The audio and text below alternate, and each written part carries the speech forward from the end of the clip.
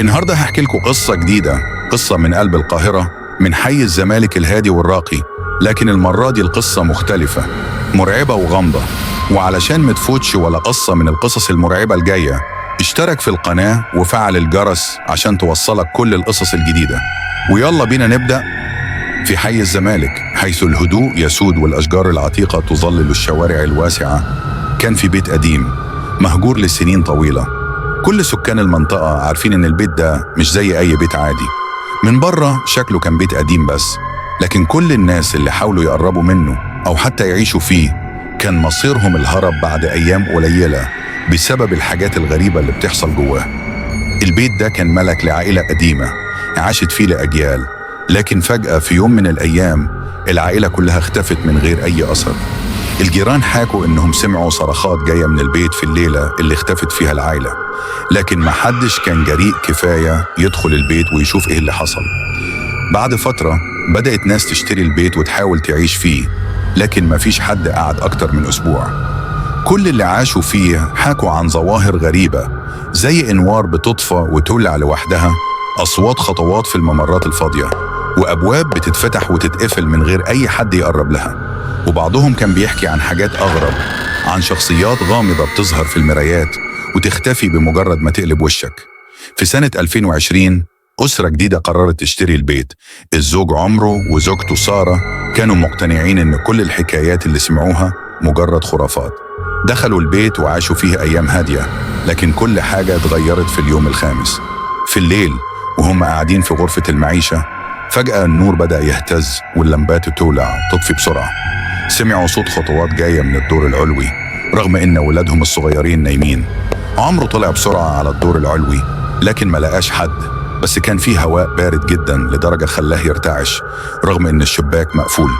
وهو نازل السلم لمح من زاوية عينه حاجة غريبة، شخص واقف قدام باب غرفة النوم، لكنه اختفى لما بصله بشكل مباشر. في الليالي اللي بعدها بقت الظواهر الغريبة تزداد.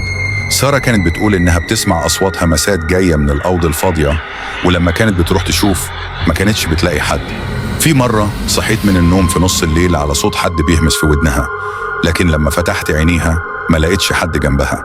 أكتر حاجة خلتها تخاف لما شافت في مراية الحمام خلفها انعكاس لشخص غريب واقف بيبصلها، لكنه كان زي ما يكون ضبابي، وجهه مش واضح. لما التفت بسرعة ما لقيتش حاجة. عمره حاول يفسر اللي بيحصل بطريقة منطقية، قال لنفسه يمكن ده توتر أو تخيلات، لكن كل ليلة الأمور كانت بتسوء أكتر. الأصوات بقت أعلى وحاجات في البيت بتتحرك لوحدها، خصوصا في المطبخ. في يوم لقوا كل الأدوات والملاعق متناثرة على الأرض رغم إنهم كانوا قافلين كل حاجة قبل ما يناموا. بعد فترة من الرعب اللي عايشينه، قرر عمرو يدور على الحقيقة ويفهم إيه قصة البيت ده. سأل الجيران وكبار السن في المنطقة، ولحد ما اكتشف السر المرعب. العائلة اللي كانت عايشة في البيت زمان كانت متورطة في طقوس سحر أسود، وكانوا بيستدعوا أرواح من العالم الآخر.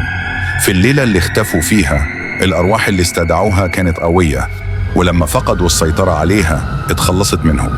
البيت بقى محبوس جواه الأرواح دي، وكل اللي بيحاول يعيش فيه بيتعرض لنفس المصير.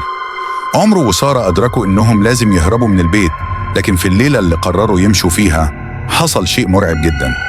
سمعوا صوت صرخات جاية من تحت الأرض، كأن في ناس محبوسة بتتعذب. الأرضية بدأت تهتز والجدران كانت بتتهدم من كل ناحية. الأبواب اتقفلت لوحدها وحسوا إن البيت كله بيحاول يحتجزهم. عمرو حاول يكسر باب البيت لكن مفيش فايدة، كان كأن القوة الغريبة دي قفلت عليهم كل حاجة. الأصوات كانت بتقرب وأصوات الخطوات بقت عالية أكتر، زي ما يكون في جيش من الأرواح بيتحرك في البيت. فجأة ظهرت الأشكال الضبابية اللي شافتها سارة قبل كده، لكنها المرة دي كانت واضحة، وجوه مشوهة، عيون محمرة، وأيادي باردة بتمسك بيهم.